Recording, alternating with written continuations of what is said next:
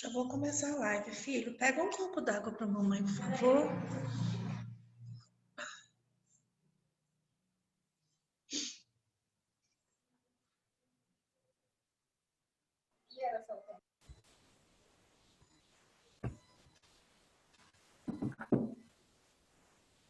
Bom dia, sejam bem-vindos. Bom dia, professora. Bom dia. Bom dia. Bom dia. Bom dia. A gente não conseguiu a sala 10 minutos antes, como você tinha falado, né? Não deu certo para acessar? Aí eu tentei desde as 10 para as 10, aí não abre. Abriu só agora às 10 mesmo. Deve ter sido algum problema do Zoom. Eu tenho tido essa semana muita dificuldade com a minha internet. Ela está caindo, ela não está segurando o sinal, está muito instável.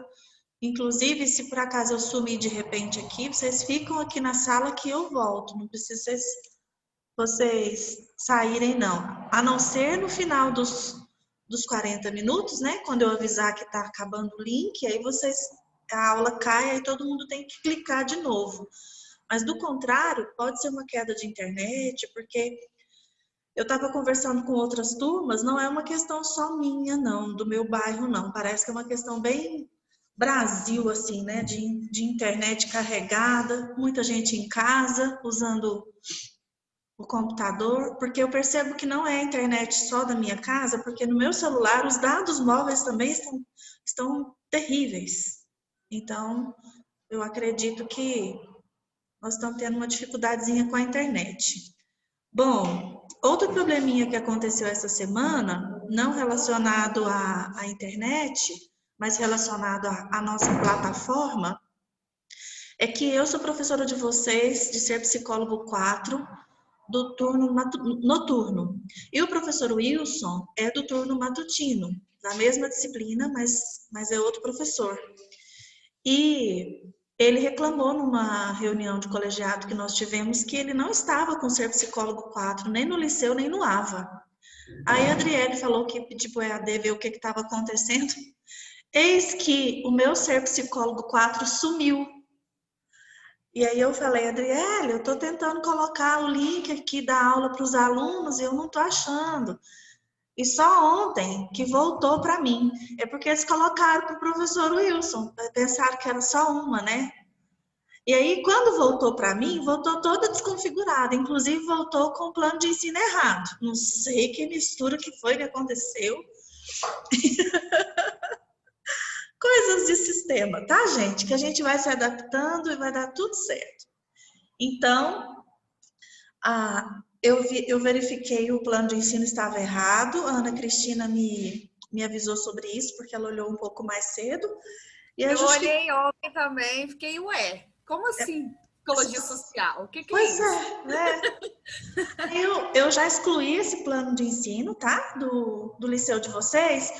E hoje eu vou pretendo colocar hoje, mais tarde, o correto. Assim que eu conseguir me organizar aqui com as outras atividades que eu tenho, eu pretendo colocar para vocês o plano de ensino correto. Nós já temos 14 participantes, acredito que eu posso começar a falar sobre o conteúdo da aula de hoje, certo? Como é que tem sido o número de participantes de vocês nas aulas? Mais ou menos é isso mesmo, assim, entre 20, um pouco menos de 20, um pouquinho mais de 20, mas não tá, me parece que com todo mundo que consta na listagem, não. Entendi. Bom, e também eu não posso tirar por um parâmetro os outros dias, porque vocês se encontram nos outros dias à noite, né? E a minha aula é sábado de manhã, então eu não vou nem ficar com muito ciúme, não. Deixa os outros professores com os 20, 20 e poucos, e eu só com os meus 16 que estão aqui, não tem problema, não. Eu vou ficar com muito carinho com quem acordou sábado de manhã para ficar comigo, tá bom? Então, como eu havia falado com vocês na aula passada, nós falamos, na primeira aula, nós demos uma aula de introdução à ética. Na segunda aula, nós falamos sobre a ética no mundo do trabalho, a ética no meio profissional. E hoje nós vamos falar sobre especificamente o código de ética do psicólogo. Eu falei para vocês que eu tinha, aula passada eu fui procurar e não achei, é porque ele é bem fininho. Ele é bem fininho, é uma encadernaçãozinha pequenininha. O meu tá amarelinho, tá bem antiguinho, mas tá aqui para a gente seguir e nós vamos conversar sobre o código de ética profissional dos psicólogos. Eu recebi lá no Conselho Regional de Psicologia, em Goiânia, tem o carimbo deles aqui, mas existe outra forma da gente acessar o código de ética. No site do CRP, existe o código de ética em PDF. Eu baixei, já até encaminhei para o liceu de vocês e nós vamos trabalhar com esse texto hoje, com esse PDF, falando sobre o código de ética dos psicólogos. Preparados? Então, vamos fazer a compartilhamento de tela. Onde que eu vou? Aqui. Será que tem jeito de colocar ela um pouco maior? Deixa eu ver aqui, só um minutinho. Tem o tela cheia aí, professor. Tem esse aqui? Ó, tem o zoom. Isso. Porque não é slide, é PDF. Ok, então, quando vocês abrirem o arquivo que eu enviei para o liceu, ou quando vocês entrarem no site do CRP, vocês terão acesso a essa página, Código de Ética Profissional do Psicólogo. Nós não vamos ler o Código de Ética todo, nós não vamos nos ater a detalhes, nós vamos falar do geral, o que é mais importante, tanto dos direitos quanto das penas que são cabíveis quando não se trabalha dentro das ordens colocadas aqui, né?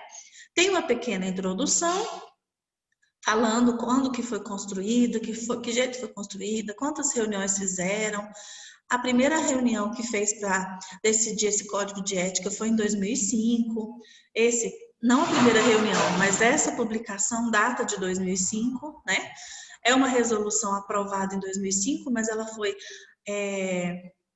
verificada outras vezes, avaliada outras vezes, portanto, ela está em vigor nesse formato que está aqui e que eu vou apresentar para vocês.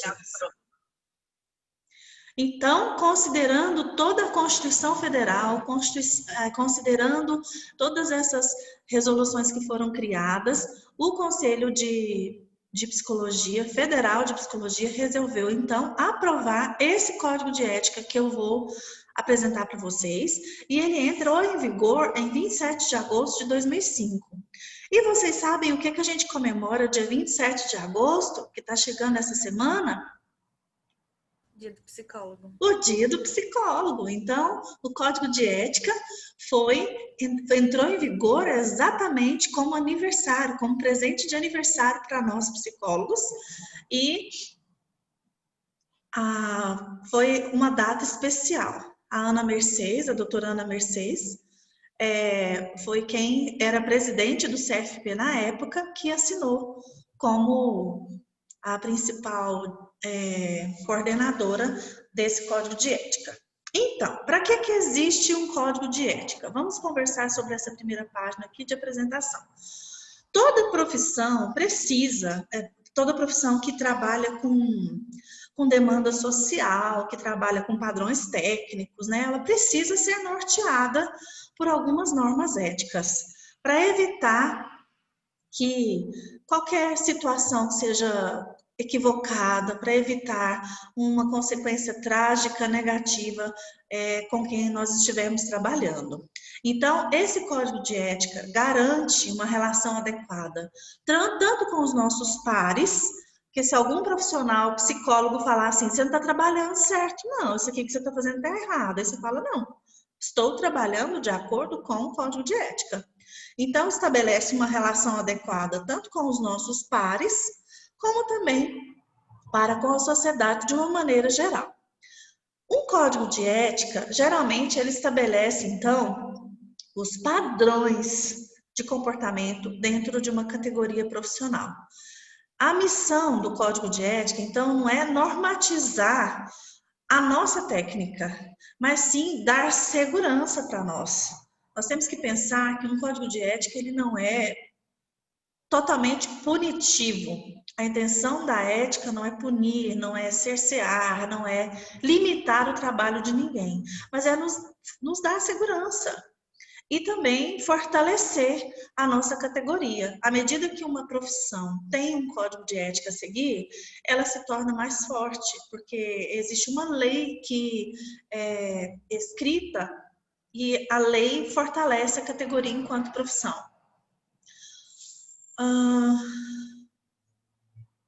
Ok, eu acho que essa introdução eu disse tudo que precisava dizer, a não ser essas letrinhas aqui que a gente vai falar agora.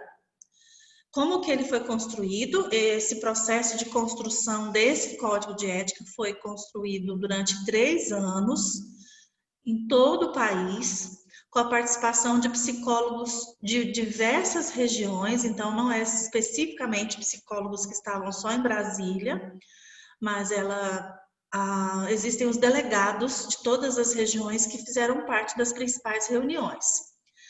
E para se dar início a essa construção, o princípio geral que regeu a construção desse código de ética, desse instrumento aqui, foi refletir sobre as normas que o psicólogo deve seguir. Então, existem alguns eixos que foram considerados para a produção desse código de ética. Valorizar os princípios fundamentais, orientando o psicólogo em relação a quê? Em relação à sociedade, em relação à sua profissão, em relação às entidades profissionais, em relação à ciência. Então, tudo isso foi considerado.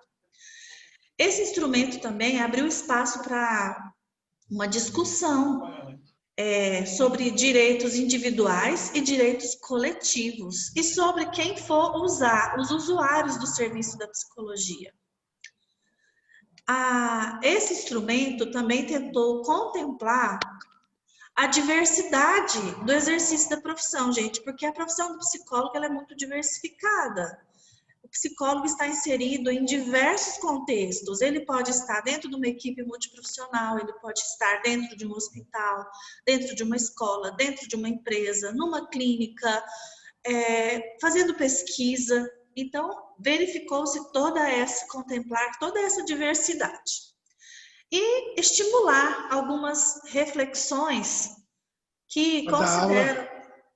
Oi, Roberto. Pode atuar como professor. Sim, atua como professor. Estimulou também reflexões para considerar o todo e não só pequenas particularidades, porque às vezes as pessoas ficam preocupadas com pequenos dilemas éticos que talvez, se a gente olhar para o macro, fica muito mais fácil.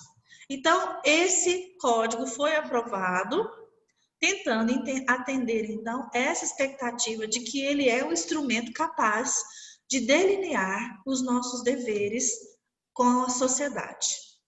Ok? Então, essa é a introdução. Vamos conversar agora sobre os princípios fundamentais. Tem alguém com o microfone aberto. Eu só falando aquele curso de quem faz, mãe. É o mais completo que tem. Que aborda a escola francesa. Felipe?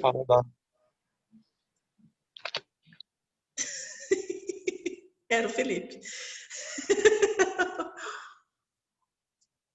Ele estava conversando com a mãe dele. Um papo muito cabeça lá, sobre alguma coisa de R$500. Bom, vamos falar sobre os princípios fundamentais, que nós não podemos fugir disso aqui, tá? Isso daqui não são ainda os deveres, mas os princípios fundamentais que um psicólogo deve seguir. A gente vai basear o nosso trabalho em que princípios? Vamos lá, então. O psicólogo tem que basear o seu trabalho no respeito e na promoção da liberdade, da dignidade, da igualdade e na integridade do ser humano. Isso está onde? Isso está na Declaração Universal dos Direitos Humanos. Então, o psicólogo tem que pautar o seu trabalho com a Declaração de Direitos Humanos. Nós não podemos fugir. Então, a gente tem que promover a liberdade do indivíduo, promover sua dignidade, de maneira alguma ferir esses princípios. Filha, acende a luz aqui, por favor. Sua torrada ficou linda. Acende a luz aqui, por favor, porque o rosto da mamãe está escuro, mesmo estando com sol. Não, a outra. Obrigada. Não melhorou muita coisa não, mas obrigada. O psicólogo deve trabalhar visando promover a saúde e a qualidade de vida das pessoas. Então, nós não devemos pensar de forma diferente. Nós temos que contribuir com a qualidade de vida das pessoas. Quando a gente contribui com a qualidade de vida das pessoas, a gente elimina qualquer forma de discriminação, qualquer forma de exploração, qualquer forma de violência, de opressão. Então, a gente tem que trabalhar pensando nesse sentido. Número 3, o psicólogo deve atuar com responsabilidade social e uma responsabilidade crítica, no sentido de que nós estamos inseridos dentro de um contexto econômico, inseridos dentro de um contexto político e cultural. Então, a gente tem que ter responsabilidade crítica. O que seria isso, né? Um exemplo para a gente observar o que seria trabalhar com essa responsabilidade social, fazendo uma análise crítica, histórica, cultural, social. Cada psicólogo estará inserido num Brasilzão cheio de diversidade cultural. Então, a gente deve se atentar com essas diversidades. Não devemos ficar... O código de ética do psicólogo, ele não é fechado, ele não é rígido, no sentido de que vai atrapalhar quem atua no Sul, quem atua no Norte, quem atua no Nordeste. Não, ele deu essa autonomia para nós psicólogos termos responsabilidade social. Então, a gente tem que trabalhar dentro dessa perspectiva de análise crítica. A gente isso é muita responsabilidade, porque cada região do país tem uma cultura diferente. O psicólogo também, ele não pode, assim que vocês se formarem, pessoal, vocês não podem, não devem se conformar e se acomodar com o seu diploma de graduação, simples e puramente. Não, o psicólogo, ele tem que pensar que ele deve ter uma continuidade no seu aprimoramento profissional. Então, não é porque você já estudou 5 anos de faculdade, pronto, acabou. Já estou formado. Imagina, nós devemos manter a nossa responsabilidade como profissionais, fazendo as nossas atualizações, buscando mais conhecimento, principalmente porque é um campo científico o mundo evolui, se desenvolve e tudo que está inserido dentro da ciência acaba tendo que ser contextualizado. Olha só o que nós estamos vivenciando agora. Nós estamos vivenciando uma situação nova para todo mundo nesse período de pandemia e os professores tiveram que rapidamente se atualizar para poder conseguir trabalhar com as tecnologias e alcançar vocês mesmo que remotamente. Eu fico imaginando sobre alguns contextos mais específicos do que outros, onde existem práticas que devem ser trabalhadas, por isso que agora nós estamos retornando para os laboratórios, os cursos que têm aula prática vão retornar aos poucos, com grupos pequenos. Por quê? Porque há o uso de tecnologias, o uso de novos instrumentos, tudo isso influencia na capacidade, na habilidade de um profissional. Então, os psicólogos não trabalham diretamente com instrumentos laboratoriais, mas quais são os instrumentos que o psicólogo trabalha? Com testes. Os nossos testes são sempre atualizados. Então, se você for trabalhar com avaliação psicológica, nós falamos sobre isso no semestre passado, Ser Psicólogo 3, nós devemos nos preocupar bastante se aquele teste que a gente está aplicando, ele está em vigor.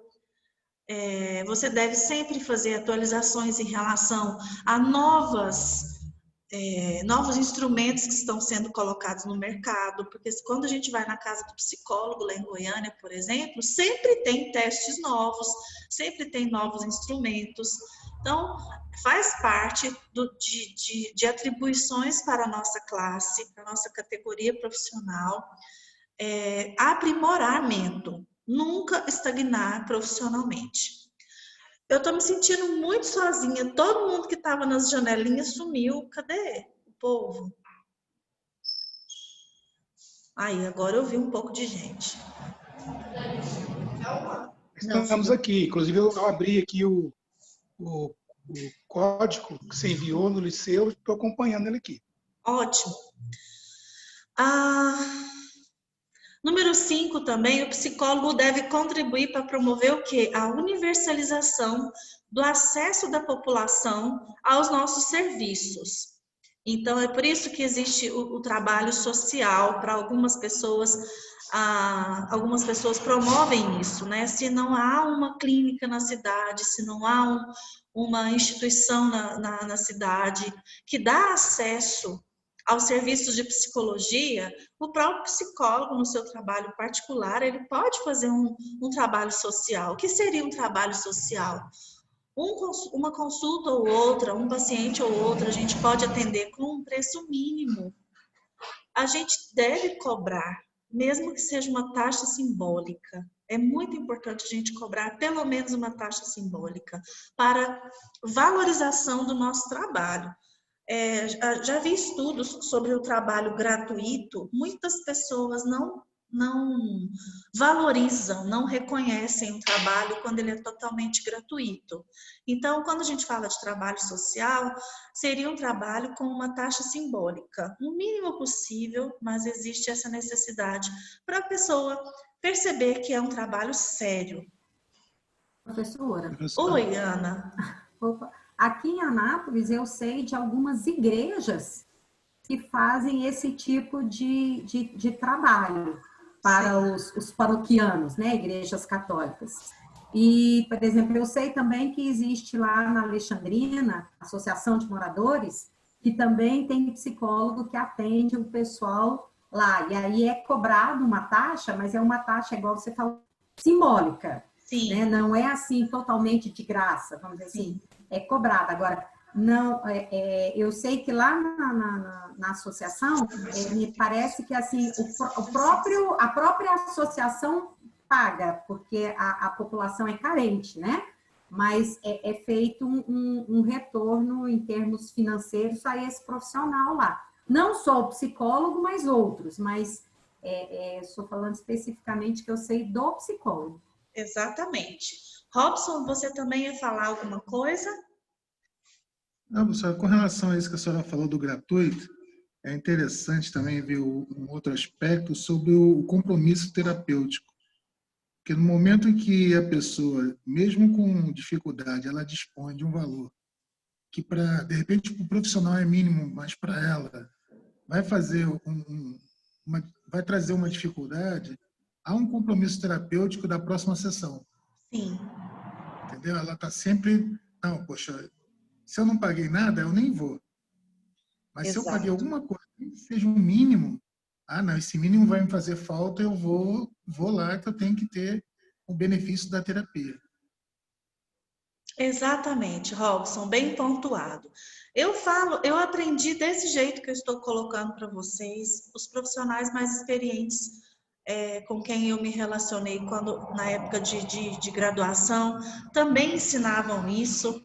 Vários profissionais mais antigos de profissão também davam essa dica, mas mesmo assim a gente gosta de bater cabeça, a gente gosta de errar para aprender, né? Então eu já fiz atendimento gratuito e infelizmente o processo se torna diferente. Quando não acontece a desvalorização, o simples descaso de como o Robson falou, já que não paguei, eu não tenho obrigação de ir. E a pessoa deixa de ir, desaparece, não dá satisfação, e a gente fica assim, gente, mas como assim? Eu estava oferecendo um trabalho gratuito, como é que tem coragem, né? Aconteceu isso comigo, e aconteceu uma outra situação também, quando a pessoa se torna... Ela acha que ela é especial para o profissional porque o profissional está fazendo de graça para ela. Atende todo mundo cobrando, mas faz para aquela pessoa gratuitamente. E o vínculo pode-se ficar um vínculo equivocado. Um vínculo de amizade ou um vínculo de paternidade ou maternidade, que, sabe, perde-se o vínculo profissional e passa-se a criar um vínculo afetivo por parte do paciente, claro. A gente tem que tomar cuidado para isso não acontecer, mas infelizmente, se a pessoa não paga e está sendo ouvida, o que ela vai confundir? Ah, é um colo de mãe? Ah, é uma amiga? Né? Nossa, ela me ama demais porque ela está fazendo de graça para mim. Nossa, eu sou muito especial para ela. Essa profissional cobra tantos reais de todo mundo e de mim é de graça. Nossa, então eu sou muito especial, muito chique. Ah, e aliás, eu já atendi gente de graça porque a pessoa falou que estava desempregada, o pai não achava que podia pagar a terapia porque não acreditava no trabalho do psicólogo. Eu pensei, não, eu vou atender essa pessoa porque ela está precisando, vou ajudar. Aí, de repente, a pessoa viaja para o exterior, a pessoa troca de telefone, a pessoa... Aí a gente fica com cara de tacho, né, gente? Poxa, como assim? Não é? Eu acho desrespeitoso. Desrespeitoso. Não que a pessoa não tenha direito de ter essas coisas, mas se ela tem acesso a essas coisas, por que não pagar mesmo que uma taxa simbólica? O pai não sabe porque não gosta, acha errado, acha ruim fazer terapia, mas ele não deu dinheiro para viajar, ele não deu dinheiro para comprar o telefone novo, ele não deu dinheiro para comprar roupa nova, para passear. Então, por que essa pessoa não pode separar um pouco desse dinheiro para pagar a terapia? É uma questão de organização, é uma questão de prioridades. Então, é por isso que a gente sempre orienta, pelo menos uma taxazinha simbólica, ela deve ser paga sim, para evitar esse desequilíbrio que pode ser gerado com respeito ao relacionamento profissional-paciente. Bom, além Tati, desse... Oi, Roberto. uma coisa interessante também, nessa questão da taxa que a pessoa pode pagar, a gente sempre deixar claro assim, olha, quando você tiver condições, a gente vai sinalizando e você vai aumentando até chegar no valor que seria a consulta, porque às vezes a pessoa muda de situação, hoje ela está precisando, depois ela arruma um emprego, ou cria uma situação melhor e continua naquela. Quando ela está, às vezes, na situação financeira favoráveis, ela muda de profissional e ela vai procurar outro, que às vezes fica até sem graça de dizer, agora eu vou pagar. Aí ela procura outro. Verdade. Com certeza, você tem razão. Ótima conclusão. O psicólogo também, ele tem que zelar para que o seu trabalho seja feito com dignidade. A gente tem que rejeitar qualquer situação em que a psicologia, né, que a nossa pessoa não. Nós temos que rejeitar qualquer situação em que a psicologia, como ciência, como área profissional, esteja sendo aviltada. Nós vamos envergonhar a nossa profissão? Não, nós não podemos envergonhar a nossa profissão. O psicólogo deve considerar as relações de poder onde ele está atuando e o que isso vai impactar na sua atividade profissional. Se posicionar em relação a isso. Ou seja, eu estou trabalhando numa empresa, eu sou RH, fui contratado para fazer recrutamento e seleção de pessoal, sim, mas existe na empresa alguém acima de mim e essa pessoa, mesmo existindo o RH para recrutar, ele põe alguém na empresa a qualquer momento do jeito que ele quiser? Ou então eu não vou ficar com cara de pateta se isso acontecer? Então, a gente tem que verificar, considerar essas relações de poder e o que isso vai impactar dentro da minha atividade como profissional. Em outras circunstâncias, em outras áreas de trabalho também, não só no RH. Eu exemplifiquei porque foi uma que veio mais forte assim para mim. Bom, Então, nós vamos começar agora a ler a lei fria mesmo. A gente estava falando sobre os princípios gerais que regem a profissão do psicólogo, que todo mundo tem que saber, está no nosso código de ética. Agora, sobre as nossas responsabilidades. O que cada artigo fala e o que é importante para nós sabermos. Acabou, já me sinalizou que eu tenho 10 minutos. Tem nada não. Quando acabar, a gente volta para o mesmo link, tá? Se não der tempo da gente abordar o código todo hoje, a gente tem uma continuidade na próxima aula. São deveres fundamentais dos psicólogos. Então, o primeiro dever, conhecer, divulgar, cumprir e fazer cumprir esse código aqui. Então, por isso que vocês estão aprendendo o código, estão tendo acesso a ele já na graduação, para depois que formar, ninguém tem direito de falar assim, tem código de ética? Nunca ouvi falar. Nossa, além de saber que existe, tem que fazer ser cumprido e ainda tem que divulgar. Não só eu que dou aula, mas em qualquer lugar que você esteja, a gente tem que falar. É bonito demais, gente, quando você fala assim, não, nosso código de ética prevê... E aí você conta a lei que você aprendeu, o que ele prevê, o que pode, o que não pode. Porque isso dignifica a nossa classe profissional. Outro dever fundamental. Assumir responsabilidades profissionais somente para alguma coisa que você esteja capacitado. Ou seja, se alguém chamar você para fazer uma palestra... para pais, uma palestra para determinado grupo de criança, adolescente, você fala assim, não, mas não me apresenta como psicólogo, não. Me apresenta como estudante de psicologia. E, aliás, se for para falar esse tema aí, não, esse tema aí eu não estou preparado.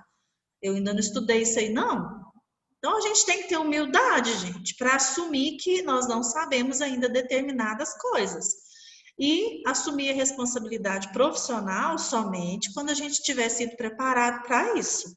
Às vezes, até depois de formado, você já formou, você já tem lá, você pegou sua carteirinha no CRP, você já é psicólogo, e alguém chama você para trabalhar em determinada área. E talvez essa área específica, ela necessita de uma especialização. Você nunca viu determinado teste ou determinado instrumento na sua graduação e de repente alguém te chama para você fazer esse laudo aí que tem esse teste. Ué, só porque você já estudou, você se considera apto para tudo? Não. Nós temos que ser responsáveis, ok? É outro dever nosso, prestar serviço psicológico de qualidade.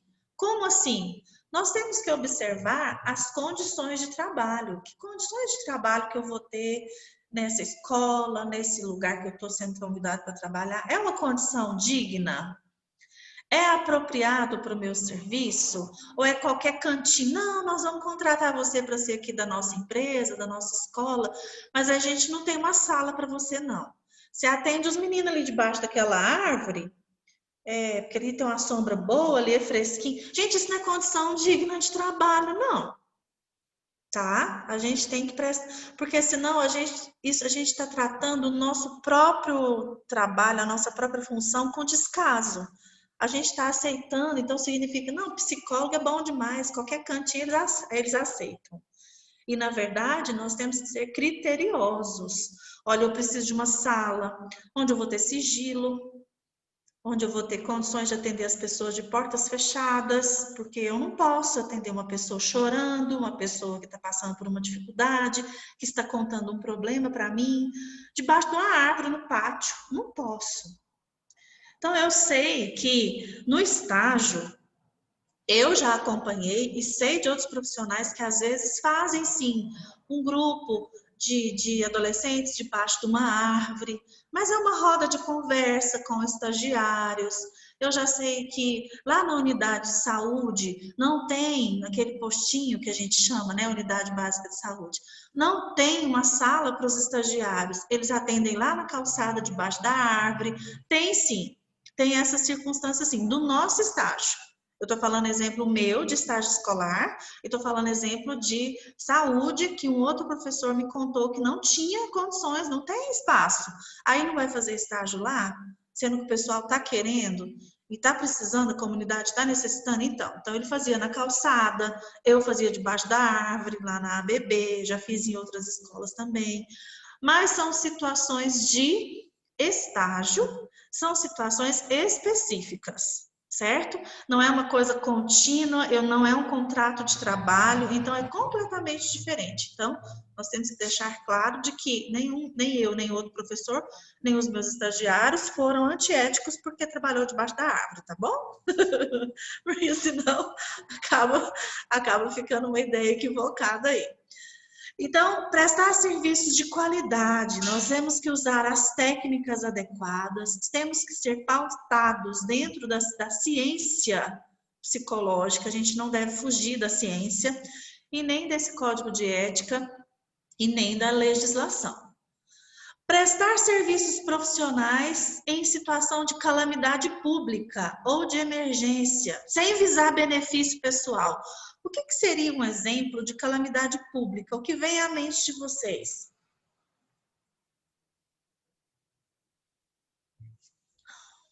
Nada? Tainara?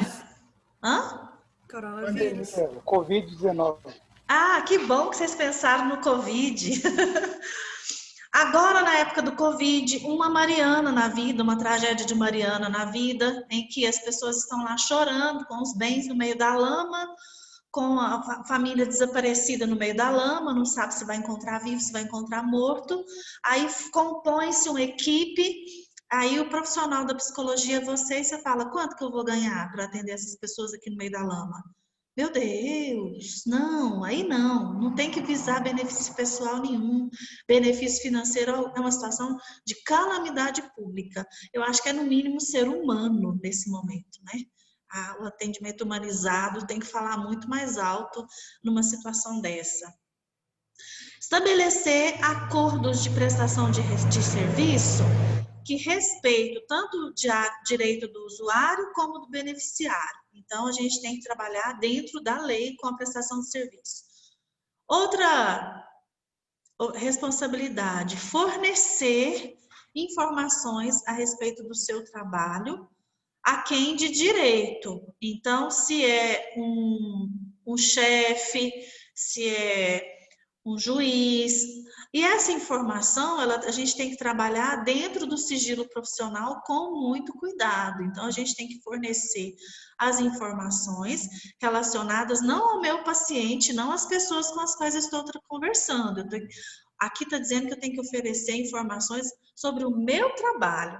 Qual que é o objetivo do psicólogo aqui nessa empresa? Qual que é o objetivo aqui nessa escola, nesse hospital, nessa creche? O que você está fazendo aqui? Né? Então, quais são as suas funções? Dia tal eu faço isso, dia tal eu faço aquilo. Então, é nesse sentido que está falando essa responsabilidade aqui. Fornecer informações sobre o seu trabalho, não sobre quem você atende. A gente tem que prestar atenção que é diferente. Orientar sobre encaminhamentos apropriados. Ou seja, eu tenho que fazer um documento bem elaborado. Se eu for encaminhar uma pessoa para um fonoaudiólogo, para um psiquiatra, para um atendimento nutricional, qualquer coisa, qualquer profissional que eu for fazer um encaminhamento, eu tenho que fornecer, sempre que solicitado, os documentos relacionados a esse encaminhamento. Quando é que um psicólogo encaminha para o nutricionista, professora? Eu já tive uma paciente com anorexia que eu encaminhei para o psiquiatra e só eu e o psiquiatra não estávamos conseguindo obter resultado com o tratamento dela. Estou no último minuto, se por acaso me cortar, a gente volta de novo no mesmo link. E aí, com muita energia sendo disposta ali, né, com muito custo, como diz o goiano, conseguimos convencê-la de ir a um nutricionista. E encontrei um nutricionista aqui em Anápolis, especialista nessa área, porque se fosse um nutricionista comum, ia prescrever para ela uma dieta de 2.000 calorias. Ela ia rir na cara do nutricionista, porque a pessoa com anorexia se nega a comer qualquer 200 calorias. Então, ela colocou a dieta, prescreveu a dieta, uma castanhinha, uma frutinha, um franguinho grelhado, e ela começou a comer. E foi o que deu mais êxito no nosso atendimento multiprofissional. Então, a gente percebe que, nesse sentido, eu tive que encaminhar, sim, para uma nutricionista. Acredite se quiser. Vou esperar cortar agora, porque senão é tão ruim eu falar e o trem ali me cortar.